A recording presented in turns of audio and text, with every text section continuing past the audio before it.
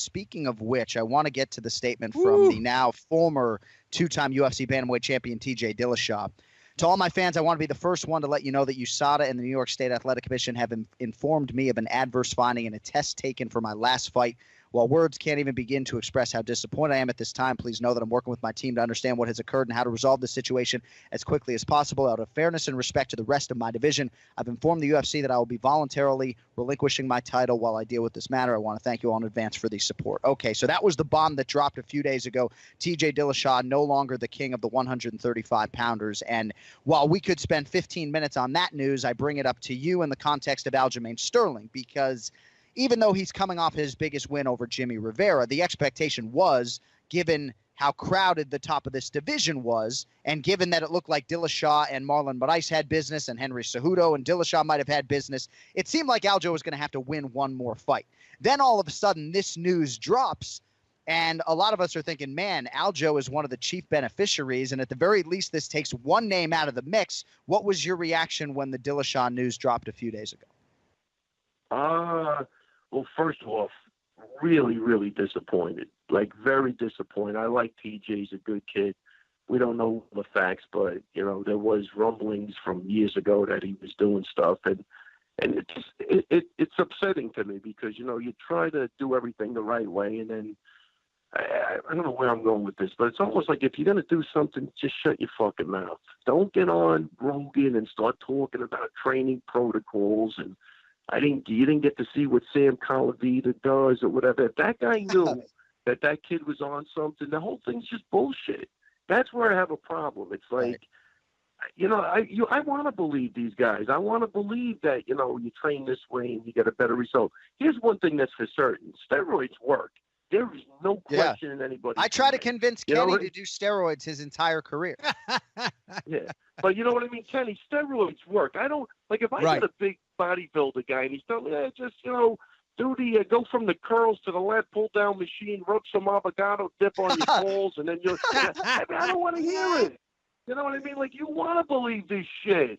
Right. You know, but I don't want, anybody could get big using steroids, and anybody could get enhanced using steroids or performance-enhancing drugs. So, to me, I think this is a big problem for TJ because I think he is a good guy, and it is going to tarnish him. And I think he's got more of a conscience than a John Jones who just doesn't give a fuck about anything. You know what I mean? So it's a great point. For him, it's really gonna. Is really going to be hard for him. And I'll tell you, it's going to be hard because I think he's a guy that really works hard at his craft. He's super talented. He's a student of the game, but this shit is not good. And you know what I mean? Because I deal with, like, you know, nutrition guys and everything, and they got to listen to everybody's bullshit. Oh, this guy's doing this guy's doing. Yeah, guess what? This guy's fucking cheating. We're trying the hard way. We're trying to eat right and do it. You know, and it's just sucks. It really does. I'll chime in on why it's going to be that much more difficult, Ray, because, you know, not only is it going to tarnish his name, but how do you come back mentally? And we've seen this before. I know I'm not going to mention any names, but when you see these guys that are coming off of using or getting caught and now they can't use, mentally, physically, they're not the same guy. And that's the big thing. That's one of the major problems with using and then not using is that mentally, physically, you're not the same guy. You can't rely on that stuff anymore.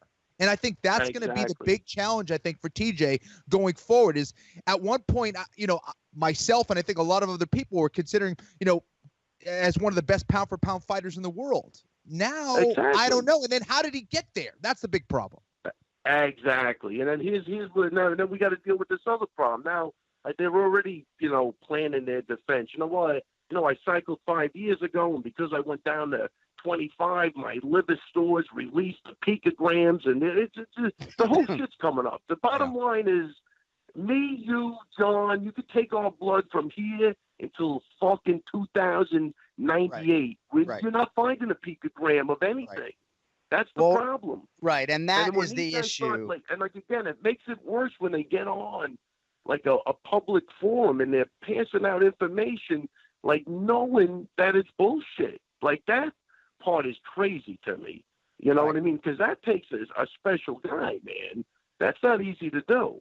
Well, and I think, a lot of us are still awaiting word on the substance, and we want to hear sort of what the ramifications are. But you're absolutely right, Ray. For guys like Henry Cejudo and Ben Askren and Daniel Cormier and the Olympians who've been tested and pricked their whole lives, never a glimpse of anything, you want to give TJ the benefit of the doubt in some respect, but I can understand why for a lot of people it's hard to do that. Yeah, it's almost like any of these guys now, because I know Chris sent me the news, I woke up and I call him like, you know what, man, even like, because we're always researching books and listening, but I think everybody that writes a book should be publicly blood tested at this point. Because again, I don't want to, if you're using shit and you're looking great and you're writing a book on this is what I did to get there and has nothing, mention of using, I don't want to hear it. I mean, like, we know we could do it that way. That's a given. Give me the right way. You know what I mean? Like, Oh, I know. It really was. This one hit me harder because, like, again, I like TJ and I know he's a student of the game, but I think it tarnishes everybody. I'd like to get an interview with Sam Colavita. I mean, he was taking hair follicles. He was taking blood. Nothing showed up. Easy to train. Easy to train when you're feeling great. Not so easy to train when you feel like crap and you're sore as hell. Exactly, and that's my point because I have to deal with it as a trainer. You know what I mean? The easy way is just to put everybody on everything. Well, and the thing too, right, is I always said if I'm a clean athlete and all of a sudden there's some supplement or whatever, like certainly it's on you. But man, you scream innocence from the rooftops. You don't. That initial statement is like, I have no idea.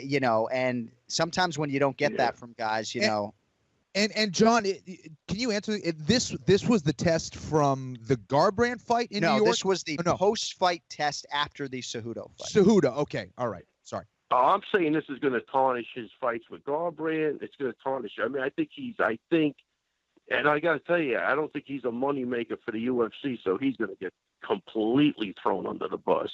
They ain't moving no fight from Vegas to California for him. I think he's got other issues to deal with, but it should really be interesting. I mean, I know. Really, I think it's really unfortunate because again, I think the guy really, I know he was a student of the game. I've talked to him. I've met him. I don't get it. I really don't get it. All right. So go ahead. No, I was just saying, like, I don't know. Like, honestly, if my guys were doing anything, they're 100%, they would never tell me. That's a fact. So, But I got to tell you, anybody gets popped, I think the culture in here is going to be pretty harsh, to be honest with you. So, I don't know. I mean, you have to surround yourself with like-minded people, and, I don't know. I mean, I don't even know. I understand how impassioned you are. Yeah, yeah. When everybody in your gym is perennially squeaky clean, I understand. And we don't know. Look, I'm saying that I have 100%, in my knowledge, squeaky clean. But even for me, like, dude, I think about going on TRT. I would make holding the pads easier, get rid of some of the tendonitis in my elbows. I don't know.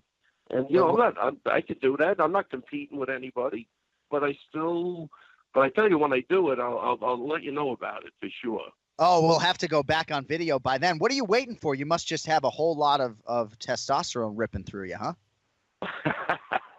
No low T for Ray Longo? Let me tell you something. At 55, it was a joke in the gym. I had a blood test. My testosterone was like 753. They said everybody was calling. That was bullshit. So I don't know where it is. I don't know where it is now, but hopefully it's in the hopefully it's at least 400, 500. I don't know. All right, we're gonna have to be economical with these final 5 minutes that we have with you. I need to know how you think all of this impacts Aljamain Sterling, because since obviously I just want to alert our listeners to the fact that Dana White seemed to intimate over the weekend after the Nashville show that Henry Cejudo and Marlon Moraes would be next for the vacant UFC bantamweight title. But your guy Aljamain Sterling, along with Pedro Munoz, those were seemingly the three guys who were considered. Looks like the fight's going to Henry. Look, Moraes 100% deserves the shot. There's absolutely no overdue, if anything. That wasn't even a question. Being the champion.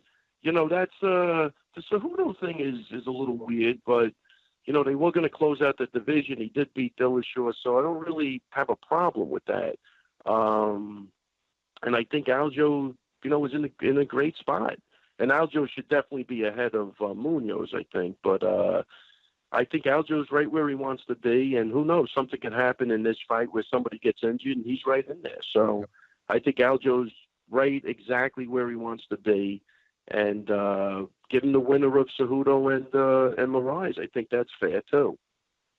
Yeah, I hope that you guys wouldn't take a fight with Pedro Munoz. I think you need to bide your time, and if I were you, I'm training for that date for, Moraes. Oh, without a doubt. Without a doubt. No, that's definitely the game plan, without a doubt. I know Dana White also intimated that Jussier Formiga and Joseph Benavidez were going to fight, and maybe that would produce a backup. I'm not sure that would make sense for a 135-pound title, but yeah, I didn't understand that. They're going to fight at 25, but in case one guy gets hurt, they'll go to 35. Yeah, no, 25, 35, same thing, right? Same thing. Yeah, 25, 35, 25, 6 to 4. Who knows? Who's counting? Whatever it takes. Either way, if I have a top 5 bantamweight in my gym in 2019, we have spent so much time over the last 6 months talking about this division and the fact that it isn't moving forward expeditiously. So I know the Dillashaw news we can isolate, and we spent 10 minutes on it. But big picture for you guys, anytime one of these guys is out of the mix, whether it's Cody getting knocked out by Pedro, all of a sudden a month has passed and Garbrandt and Dillashaw and Cruz, they're all completely out of the 135-pound mix, Ray. Isn't that crazy, man? Look, and not for nothing. I mean, I got 2 guys. I mean, Ian Quince is right on the cusp. He's got a tough fight with Cowboy, obviously, but something, he's right where he wants to be too. So it's a great time for the gym. Both of those guys are super great guys. I love them both. And I think 2019, you don't know what's going to happen. But, keep our fingers crossed and things go right. We could have another couple of champions. Well, maybe if both win a belt, you got to get on that testosterone and just go crazy, I went crazy this weekend anyway. I feel good. Good. So 40 days out for this fight between Al Iaquinta and Donald Cerrone. You were tight-lipped a week ago. It seemed like right when we got off the air, that fight came to fruition. That's a huge main event, and I know you like Al over 5 rounds, right? Oh, I love him over 5 rounds. Love him. He gets even in training, he gets stronger as the rounds go on. I think he's proven that in his fights, and like I told you a while back, I don't even want to see him ever fight a 3-round fight again.